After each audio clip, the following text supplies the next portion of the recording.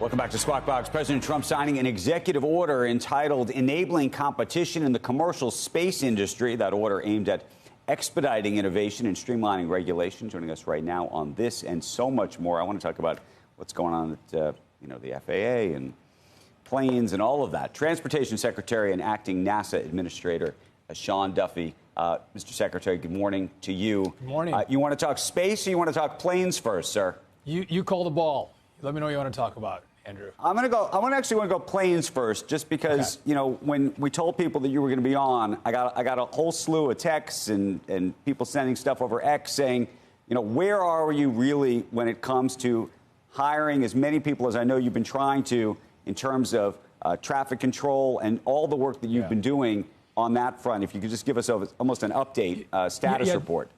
Just real quick, there's two parts of it. We have to update all of the infrastructure and technology around air traffic control.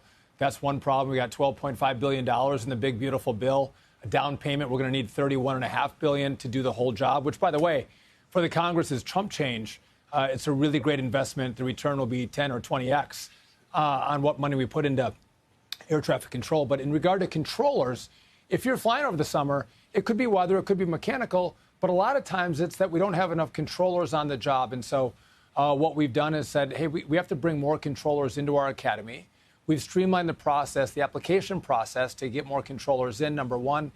Number two, we're taking the best qualified candidates on the entrance exam and putting them in the academy first. Andrew, we have a 35% washout rate at the academy. So we're losing a lot of our kids. And by the way, I'm okay with a washout rate. That's fine. But let's get the best young people in there so they can get through the program, take the final test, and get into a tower and get trained up and get certified. So that process is underway. I've also offered controllers, after 25 years, they get to retire. Many of them are retiring at 48, 52 years old. I'm offering them a 20% upfront bonus, cash, to stay on and keep working for us.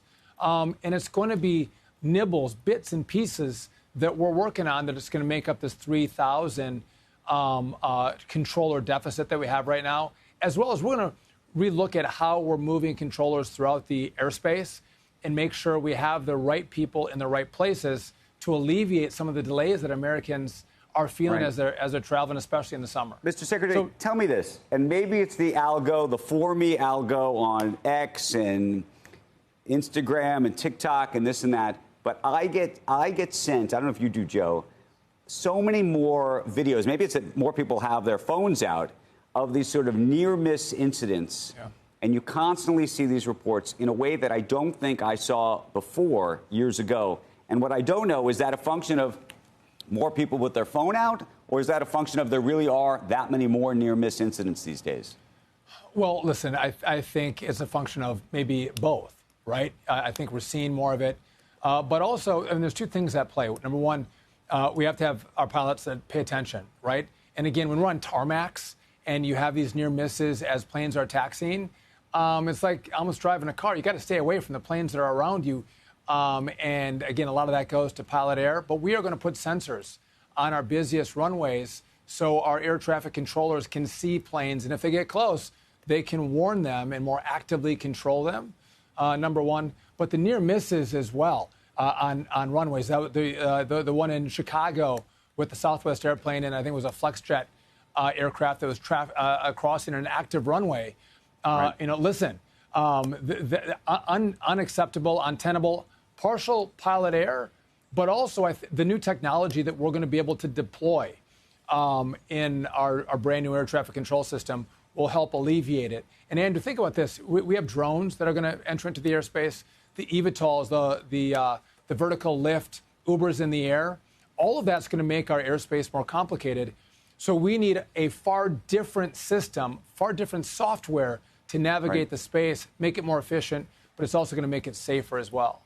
Okay, this was not actually on my question list, but since you went to eVTOLs, it made me think of something, which was there was a piece in the New York Times over the weekend. It was an op-ed editorial piece about taxes, actually, on commercial planes, on private planes, and now we're going to have eVTOLs soon.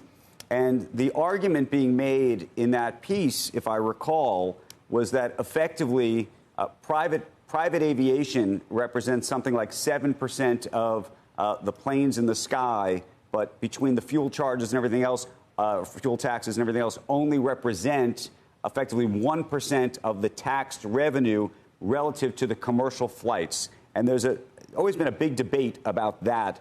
And I'm curious where you land on that issue and how you think about it, especially as the skies are going to be opened up and even more democratized. And I imagine there'll be even more, therefore, quote unquote, private flights, if you will, in the sky in the future.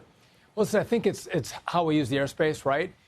So if we're using terminals that cost billions of dollars, and you're an airline, I think you're going to pay a higher tax and higher rates as you use those facilities. Oftentimes, private aviation isn't using the massive infrastructure around airports. You're using far less of that. Again, I'm going to leave that to the Congress, Andrew. They're going to figure this out. But I do think everyone who's using the airspace should help pay for it, and oftentimes they're doing that through their fuel tax. I think the question, at least as I read it, was should the charges effectively be based on planes versus people, if you will, which is to say that if you're an air traffic controller, if it's a commercial flight or a private flight, it doesn't matter to you.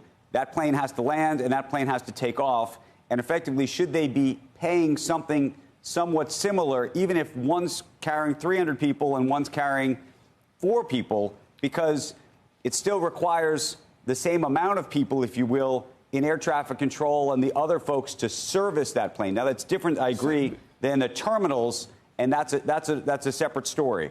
So if you're flying your Gulfstream, Andrew, and there's a lot of infrastructure around taking off and landing your plane. With an eVTOL, right, it's electric, and it is a smaller pad, way smaller infrastructure around how I launch and land that vehicle. And so the structure on what you pay for is going to be way different. And I think we have to take that into account. So I don't think we want to tax people. I think we look at the infrastructure that's used, whether it's through air traffic control, or through the infrastructure on airports or landing and launch pads. That cost differential is significant. What do you think about privatizing all of this? Listen, other countries have done that. It's a great question. So we took that up in President Trump's first term. I was in Congress during that debate. It didn't pass. I have virtually all of industry, groups that don't always agree on air traffic control, are all agreeing that this has to get done. I'm not wading into privatizing air traffic control. I have a group together that's going to take on a huge build. And I need everybody on board for that. If the Congress wants to consider that after we're done and I'm long gone, so be it. But right now, I think the Congress has to make this investment. And if there's a conversation around privatization, again, I'll be on the beach somewhere, Andrew, but I'll be out of the DOT by then because it's going to take us the next 3.5, 4 years to get this bill completed. Mr. Secretary, how was the department when you got there? I asked AI different things. And you ask how did Secretary Buttigieg leave the department? They say in pretty good shape. That's what AI said. He a lot of infrastructure programs that he put together. He might run for president. Could he run on his record at the Department of Transportation Secretary? In your view, I know this. No, I know what answer to expect. So let me tell you why. A lot of people, when they have a job, they use that job to run for a different office. And I think that's a huge mistake. And I think Mayor Pete Secretary Buttigieg was running for president while he was the Secretary of DOT and didn't pay attention to the basics. And so he had to focus truly on DEI and climate and the cost of that to the American people. And again, everybody wants their roads and bridges, Democrats and Republicans in states and districts around this country. They want their infrastructure. We diminish the tax dollar that could build roads and bridges because he put all of these constraints around it because he was running for president. In regard to air traffic control, I inherited a system that was dilapidated. And so we have to step in and recognize what they didn't do and fix it. Pete Buttigieg should have seen that and should have started the process before I got there. But instead, he was out campaigning. And again, when you're focused on, changing the names of cockpit to flight deck or airman to aeronaut because you're concerned you could offend someone, all the while you have 84 near misses in the Washington, D.C. airspace between helicopters and fixed-wing aircraft, and you don't look at that, I don't know how you're going to run for president on that record. You didn't do your job. And had he done his job, we wouldn't have inherited all of the problems that we have right now that are going to take years to fix. He could have got a 4-year jump on us, and he didn't do that. And so, no, I don't think this is a record he can run on. They squandered $80 billion on DEI and climate crap. Do you think that some bridges and highways are racist? I asked that. Did he really say that? And he really did say that some of these. Listen, I want to be fair to him on that. There was back in the '60s were there roads and bridges that divided communities. Yeah, but it happened around the country as we were building an infrastructure around the country with highways and bridges. But were they racist? No. And I think, again, it's playing to the left-wing political base to get favor for a presidential run. And that's the problem. And when you look at what I inherited, and to say that Pete Buttigieg could run on that record, I don't think he can. What happened with the charging stations? You know what? That is a great. When I was interviewing for the job with the Senate, I asked them, this is $7 billion to build charging stations around the country, and you built 84. The problem, Joe, is, as you know, if you put all these rules and regulations in place and then send the money out, the end user, the states that were trying to build the infrastructure, couldn't comply with all the crazy rules on DEI and green that Pete had put into the project. And so what I've said is, I'm going to take that garbage away. And if the money's still there, we're actually going to build charging stations. If the American people, and by the way, I disagree with that policy. I don't think we should build them. But the Congress gave the money. And if they gave the money and we're going to spend the money, let's give the American people charging stations for the $7 billion, not a green hit list that you can run on when you launch your campaign for president. Okay, I want to get to space. We're still on the ground, then we're in the air, but we're not all the way to the moon yet. Okay, so you're trying to get to the moon. I know. We can talk about whether we should be trying to get to the moon. I want to know, in the EO, there's a line that says that there are effectively states, and this is going to help you, that are hindering spaceport infrastructure development. What does that mean? Who is doing that? Well, listen, what we want to do is have spaceports around the country that make sense for the private sector. By the way, today was the 1,000th private launch that's taken place. That's taken 35 years. We're going to get to the second 1,000 in less than 5 years because of President Trump's executive order. And so, again, when we developed this technology, right, we're launching it into space with our corporate partners, that we had 100% of the business. Now we have 60% of the business because we have too many rules and regulations, whether it's from Commerce or FAA or NASA. We're trying to streamline that process, speak as one government, make it easier to launch out of America so we don't have flights going, whether they're to China or to Russia or to New Zealand or to Europe. We want all the launches to happen here. We want to keep that industry in America. And so that was the purpose behind the EO.